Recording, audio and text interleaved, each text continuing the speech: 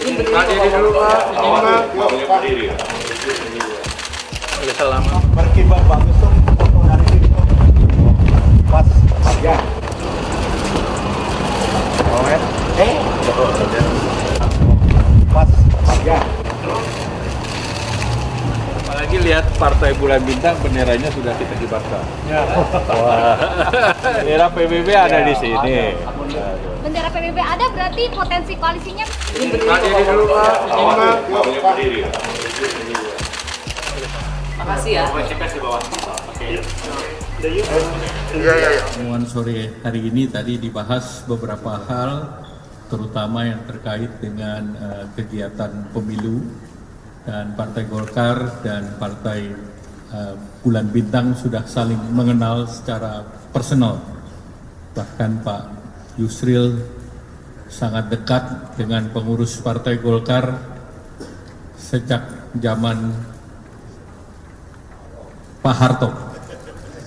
Jadi cuman Pak Profesor ini konsisten walaupun pernah menjadi utusan golongan dari fraksi Partai Golkar ya pada waktu itu ya. Sekarang memimpin PBB pasca reformasi, dan Pak Yusril selalu hadir dalam event pemilu-pemilu 5 tahunan. Nah, tentu kehadiran beliau sangat disambut oleh Partai Golkar karena memang kita sering bersama di dalam perhelatan pemilu. Nah, tentu ke depan kita menghadapi pemilu 2024, Partai Golkar dan Partai Bulan Bintang terbuka juga untuk kerjasama. Bahkan Partai Golkar menawarkan dengan para ahli yang ada di PBB, kita masih ada 2 tahun ke depan untuk pembahasan berbagai perundang-undangan. Partai Golkar pun terbuka untuk menerima masukan dari para tokoh ataupun ahli yang ada di PBB untuk memasukkan usulan-usulan agar kita bisa bahas di parlemen nanti. Dan tadi banyak yang dibahas, termasuk juga terkait dengan sistem pemilu terbuka tertutup. Kita ketahui PBB mendukung sistem yang tertutup dan Partai Golkar terbuka, namun kita sudah sepakat bahwa itu kita serahkan ke Mahkamah Konstitusi.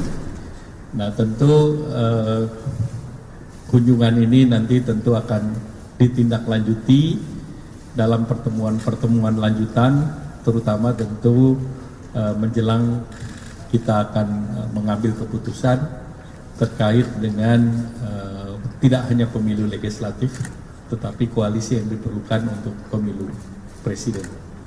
Silakan Pak Profesor. Umum DPP Golkar Pak Erlangga Hartarto, Pak Sekjen, ini Pak Agus Kartasasmita, ini sahabat saya sejak lama sekali, dan dampingi juga oleh jajaran pimpinan DPP Golkar dan DPP PBB. Kami mengucapkan terima kasih yang sebesar-besarnya atas penerimaan yang begitu ramah dan baik dari seluruh jajaran pimpinan Golkar kepada kami, pimpinan PBB yang datang bersilaturahim pada sore hari ini. Seperti tadi disampaikan oleh Pak Ketua Umum Golkar bahwa kita berdiskusi sejenak membahas isu-isu penting dalam kehidupan bangsa dan negara kita pada umumnya, dan khususnya membahas hal-hal yang terkait dengan penyelenggaraan pemilihan umum 2024 yang akan datang. Selain yang tadi disampaikan oleh Pak Ketua Umum Golkar, tadi kita juga membahas tentang harapan kita bersama supaya pemilu 2024 ini terlaksana tepat waktu, seperti yang diperintahkan oleh konstitusi bahwa pemilu dilaksanakan 5 tahun sekali, dan mudah-mudahan tidak meleset dari jangka waktu 5 tahun sekali itu, oleh karena akan menimbulkan banyak persoalan-persoalan kebangsaan dan kenegaraan apabila melewati batas waktu yang ditentukan oleh konstitusi itu. Juga kami bahas tentang kemungkinan formasi koalisi, khususnya koalisi dalam pemilihan presiden dan wakil presiden, oleh karena dalam pileg ya masing-masing partai berjalan sendiri-sendiri, tapi dalam pilpres akan terbentuk satu koalisi baik koalisi berdasarkan atas hasil pemilu 2019 yang lalu maupun juga formasi baru dari partai-partai yang baru ikut dalam pemilu tahun 2024 atau partai-partai yang ikut pemilu 2019 tapi tidak mempunyai kursi di parlemen. Jadi meskipun